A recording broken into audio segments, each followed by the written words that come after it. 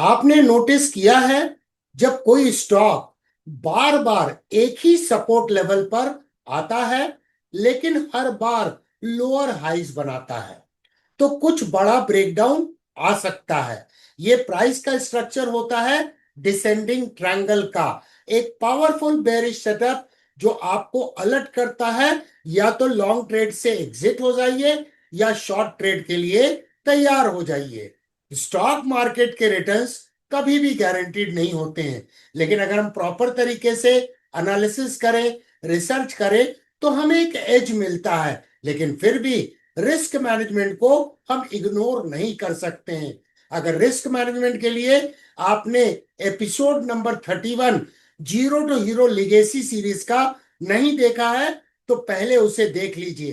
तो descending triangle होता क्या है, चलिए सबसे पहले समझते हैं इसके स्ट्रक्चर को। डिसेंडिंग ट्रायंगल एक बेरिश चार्ट पैटर्न होता है जिसमें नीचे एक फ्लैट सपोर्ट लाइन होती है, ऊपर से प्राइस लोअर हाइस बनाती होती है। इसका मतलब क्या हुआ कि बायर्स हर बार कमजोर पड़ रहे हैं और सेलर्स सपोर्ट के पास आकर प्रेशर बना रहे हैं।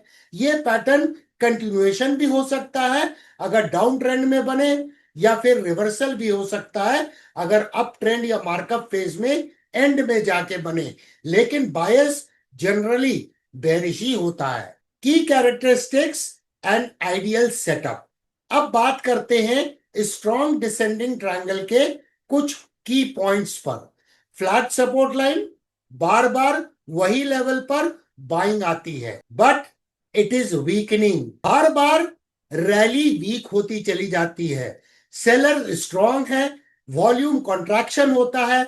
जब तक ब्रेकआउट नहीं होता तब तक वॉल्यूम ग्रेजुअली कम होता चला जाता है। ब्रेकडाउन कंफर्मेशन कब होता है, जब सपोर्ट टूट जाता है और वॉल्यूम में कोई स्पाइक नजर आता है। That's your signal. इस पैटर्न को ट्रेड करने का बेस्ट टाइम होता है कंफर्मेशन के बाद, इंपल्सिव कैंडल के साथ। Mistakes to avoid. कुछ कॉमन मिस्टेक्स और गलतियां खास करके बिगिनर्स करते हैं, उन्हें आपको ध्यान में रखना है। Number 1, early entry before any confirmation. कभी कभी प्राइस बाउंस भी कर सकती है, वॉल्यूम इग्नोर करना यह भी एक कॉमन मिस्टेक है। अगर ब्रेकडाउन लो वॉल्यूम के साथ हुआ है तो उस ट्रेड को अवॉइड करना ज्यादा बेहतर होगा। स्ट्रक्चर का कंफ्यूजन। कभी कभी डिसेंडिंग ट्रायंगल और फॉलिंग चैनल में लोग कंफ्यूज हो जाते हैं। रिमेंबर, कॉन्टेक्स्ट हमेशा इंपॉर्टेंट होता है। अगर ओवरऑल मार्केट बुलिश है तो ब्रेकडाउन फेल भी हो सकता है। Practical chart examples plus how to trade. चलिए अब चार्ट्स पर देखते हैं। पहले एक एग्जांपल लेंगे जहां पर ब्रेकडाउन जो हुआ है वो सक्सेसफुल हुआ है। ड्रॉ करेंगे डिसेंडिंग ट्रायंगल को प्राइस चार्ट के ऊपर में, शो करेंगे फ्लैट लाइन को, डिक्लाइनिंग लोज को। एंट्री कहां करेंगे, ब्रेकडाउन कैंडल के लो के नीचे। स्टॉप लॉस कहां लगाएंगे, जस्ट अबव दी लास्ट लोअर हाई। टारगेट कैसे फिक्स करेंगे, जो भी ट्रायंगुलर पैटर्न का हाइट होगा उसे मेजर करके ब्रेकडाउन पॉइंट से डाउन साइड में प्रोजेक्ट कर देंगे, वो उसका प्राइस टारगेट निकल के आ जाएगा। इस चार्ट को थोड़ा सा गौर से देखिए।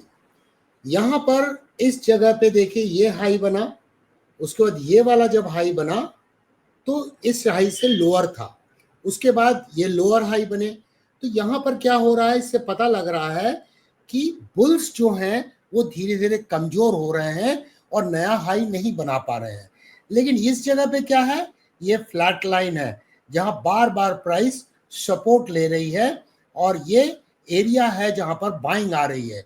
लेकिन अगर इसे एक्सटेंड कीजिए तो यहाँ पर ब्रेकडाउन हुआ, और ब्रेकडाउन होने के पहले आप देखिए वॉल्यूम बहुत कम था और जैसे ही ब्रेकडाउन हुआ तो वॉल्यूम में स्पाइक देखा गया। सिमिलर टाइप का स्ट्रक्चर आप देख सकते हैं। यहाँ पर ये हाई बनाया, उसके बाद ये हाई उससे लोअर था, उसके बाद ये हाई उससे लोअर था, और यहाँ पर एक फ्लैट लाइन थी जो हॉरिजॉन्टल लाइन थी जहाँ पे बार बार प्राइस सपोर्ट ले रही थी और बाद में उसका यहाँ ब्रेकडाउन हुआ। ये स्ट्रक्चर समझना बहुत जरूरी है। कॉन्टेक्स्ट को समझते हैं कि क्या इसके पहले मार्केट का ट्रेंड डाउनवर्ड था। तो यहाँ देखिए काफी दिनों से ये स्टॉक डाउनवर्ड ट्रेंडिंग में चल रहा था और यहाँ पर lower highs and lower lows का मार्केट स्ट्रक्चर था। अब आप बोलेंगे यहाँ पे मल्टीपल बॉटम है, यहाँ पे अपेक्स का ब्रेकआउट हुआ, तो एक तो पैराबोलिक राइज के साथ में ब्रेकआउट हुआ, रिवर्सल चार्ट पैटर्न को तो ब्रेकआउट हुआ, लेकिन मार्केट का structure higher highs and higher lows का नहीं बन पाया।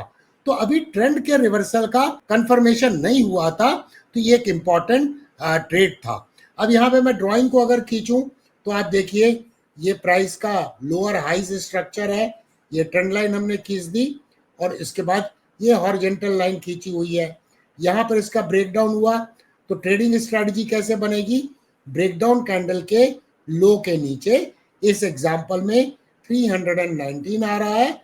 स्टॉप लॉस कहाँ होगा, जो प्रीवियस स्विंग हाई है, यहाँ पर देखिए प्रीवियस स्विंग हाई है तो स्टॉप लॉस 332 का होगा। टारगेट कैसे निकालेंगे, इस डिसेंडिंग ट्रायंगल के हाइट को मेजर करेंगे। इसकी हाइट क्या होगी, ये इसकी हाइट होगी, इसे मेजर करेंगे, हाइट है करीब 10.31% और ब्रेकडाउन पॉइंट से इसे डाउन साइड में प्रोजेक्ट कर देंगे तो ये इसकी टारगेट लाइन आएगी, जो आप देखिए टारगेट इसने अचीव कर लिया। अब दूसरा एग्जांपल देखते हैं जिसमें ये पैटर्न फेल हुआ है। यहां पर देखिए लोअर हाइज का मार्केट स्ट्रक्चर था, लोअर हाइज का ये हॉरिजॉन्टल लाइन थी जहां बार बार प्राइस सपोर्ट ले रही थी, यहाँ पे ब्रेकडाउन हुआ, लेकिन अगर इस हाइट को मेजर करके प्रोजेक्ट करें तो ये टारगेट अचीव नहीं हुआ। कारण क्या है, कॉन्टेक्स्ट प्रॉपर नहीं था। प्रायर देखिए ट्रेंड बुलिश था, higher highs and higher lows का मार्केट स्ट्रक्चर था, तो एक तरह से ये कॉम्प्लेक्स करेक्शन था जिसको समझना जरूरी है। जैसे जैसे जीरो टू हीरो 2.0 की सीरीज में आगे बढ़ेंगे, हम कॉम्प्लेक्स करेक्शन के ऊपर में भी ट्यूटोरियल जरूर बनाएंगे। लर्निंग रोड मैप, तो अब आप समझ चुके हैं डिसेंडिंग ट्रायंगल पैटर्न क्या होता है, कैसे बनता है और कैसे ट्रेड करते हैं। याद रखिएगा कॉन्टेक्स्ट मैटर्स। आपके लिए 3 रिकमेंडेड वीडियोस है, जीरो टू हीरो 2.0 एपिसोड 17 जो असेंडिंग ट्रायंगल के ऊपर में है, bullish counter part pattern, zero to hero 2.0 episode number 12 head and shoulders reversal pattern का best example, zero to hero episode 31 legacy series risk management and position sizing trading में survival के लिए सबसे important topic है। इसके अलावा आपके लिए एक छोटा सा टास्क है, किसी भी स्टॉक का चार्ट ओपन कीजिए और डिसेंडिंग ट्रायंगल पैटर्न को आइडेंटिफाई करके कमेंट कीजिए। एंट्री कहां लेंगे, स्टॉप लॉस क्या होगा, टारगेट कैसे कैलकुलेट करेंगे। और हां, अगर आप टेक्निकल एनालिसिस सीरियसली सीखना चाहते हैं तो जीरो टू हीरो 2.0 प्लेलिस्ट आपके लिए गोल्ड माइन है। एक भी एपिसोड स्किप मत कीजिएगा। Learning never stops with DK Sinha.